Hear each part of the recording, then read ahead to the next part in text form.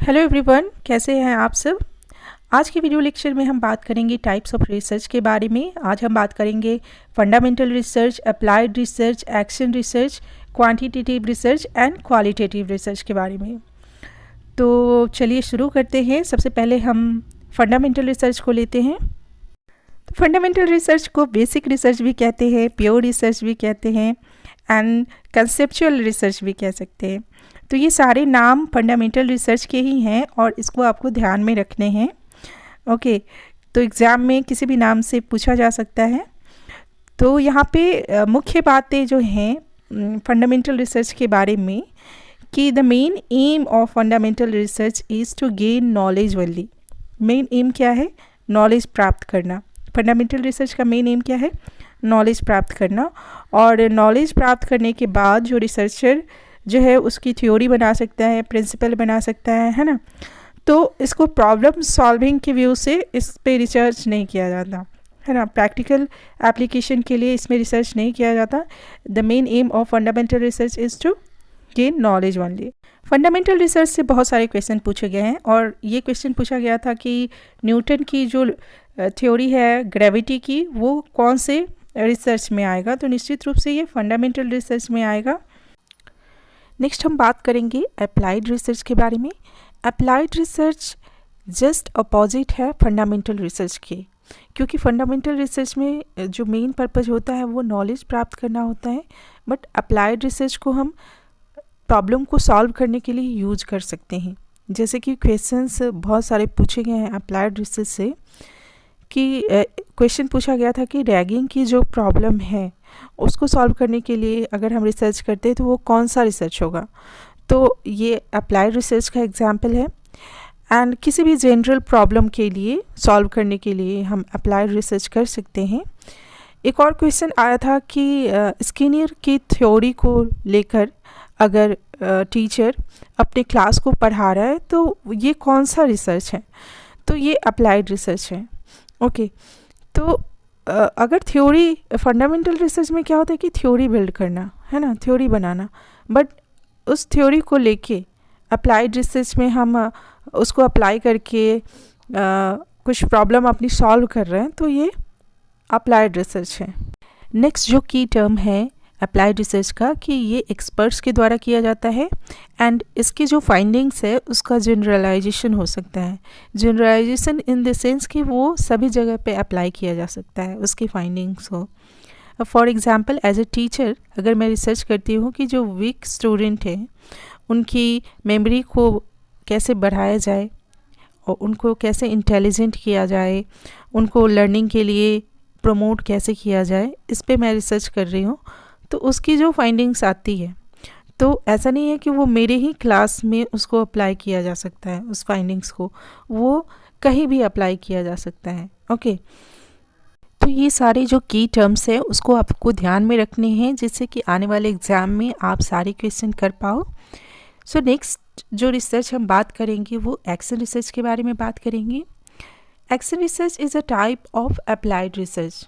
Okay, action research is a type of applied research and it was first used by Kurt Lewin. Okay, so you have to remember the name Kurt Lewin.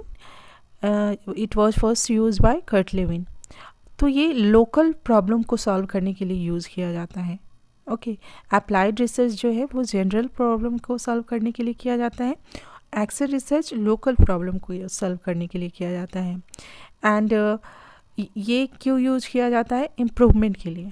Okay, जैसे कि बहुत सारे question आते हैं exam में जिसमें teacher का example दिया रहता है कि वो अपने क्लास में इम्प्रूवमेंट चाहता है, सुधार चाहता है, तो वो कौन सा रिसर्च करेगा। तो जहाँ भी इम्प्रूवमेंट की बात हो रही हो तो वहाँ पे एक्शन रिसर्च होगा। एंड एक्शन रिसर्च जो है वो अपनी एक साइकिल को फॉलो करता है। It follow its own cycle, जिसको यहाँ पे plan, act, observe and reflect. इसमें क्या होता है कि पहले प्लान करते हैं, फिर उसके अकॉर्डिंग एक्ट करते हैं, फिर उसका ऑब्जर्व करते हैं एंड फिर वो प्लान सही से काम कर रहा है कि नहीं उसका रिफ्लेक्ट देखते हैं, है ना। तो ये प्रैक्टिशनर के द्वारा किया जाता है and here no generalization but used in local problem. Okay, local problem को सॉल्व करने के लिए यूज किया जाता है और इमीडिएट एप्लीकेशंस होते हैं. ओके, तुरंत एक्शन लिया जाता है और ये कोलैबोरेटिव इन नेचर होता है, सभी मिलजुल के करते हैं. ओके, तो यहाँ पे एक और क्वेश्चन आया था कि गंगा एक्शन प्लान जो है वो किस रिसर्च के टाइप को हम उसके अंदर रख सकते हैं. तो ये एक्शन रिसर्च का टाइप है. नेक्स्ट रिसर्च हम क्वांटिटेटिव रिसर्च को लेते हैं. Quantitative research is also called structured research, scientific research and fix research. Okay, ये सारे नाम जो है वो क्वांटिटेटिव रिसर्च के ही हैं. Structured research, scientific and fix research. तो हम कह सकते हैं कि क्वांटिटेटिव रिसर्च जो है वो एक स्ट्रक्चर्ड रिसर्च है एंड एक ये प्लान को फॉलो करता है एंड इसकी फाइंडिंग्स को हम प्रूव कर सकते हैं. So quantitative research uses number as data. Quantitative research numbers का यूज करता है एज ए डेटा. डेटा के लिए वो नंबर्स का यूज करता है. और क्वांटिटेटिव रिसर्च को हम डिस्कवरी के लिए यूज़ नहीं कर सकते. क्वांटिटेटिव रिसर्च को हम न्यू डिस्कवरी के लिए नहीं यूज कर सकते, नहीं कर सकते रिसर्च. इसमें नई डिस्कवरी नहीं हो सकती और ये डिडक्टिव इन नेचर होता है, जनरल टू पार्टिकुलर जाता है. ओके, ये डिडक्टिव इन नेचर होता है और इसकी फाइंडिंग्स का जनरलाइजेशन किया जा सकता है. और जो सैम्पल साइज़ इसमें लिए जाते हैं वो लार्ज सैम्पल साइज लिए जाते हैं और ये सुपरफिशियल डाटा कलेक्शन करता है, ऊपर ऊपर से डाटा कलेक्शन करता है, क्योंकि रिसर्चर यहाँ पे ऑब्जेक्टिव इन नेचर होता है और वो इन डेप्थ स्टडी नहीं करता, वो ज़्यादा डीप नहीं जाता. ओके, इस टाइप के रिसर्च में वो ज़्यादा डीप नहीं जाता, इसलिए सैम्पल साइज़ जो है वो लार्ज होता है और इसकी जो फाइंडिंग्स हैं उसका जनरलाइजेशन किया जा सकता है. एक क्वेश्चन पूछा गया था कि survey is a type of which research. तो survey is a type of quantitative research. Next हम बात करेंगे क्वालिटेटिव रिसर्च के बारे में. क्वालिटेटिव रिसर्च जस्ट अपोजिट है क्वांटिटेटिव रिसर्च के.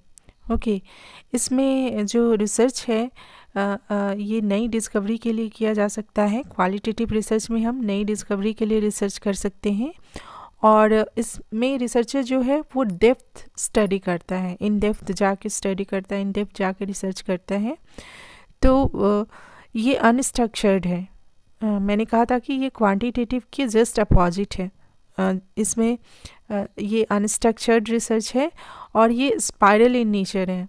स्पाइरल घुमावदार है, मतलब अनस्ट्रक्चर है तो निश्चित रूप से ये घुमावदार होगा, है ना. और data can be taken in the form of anything.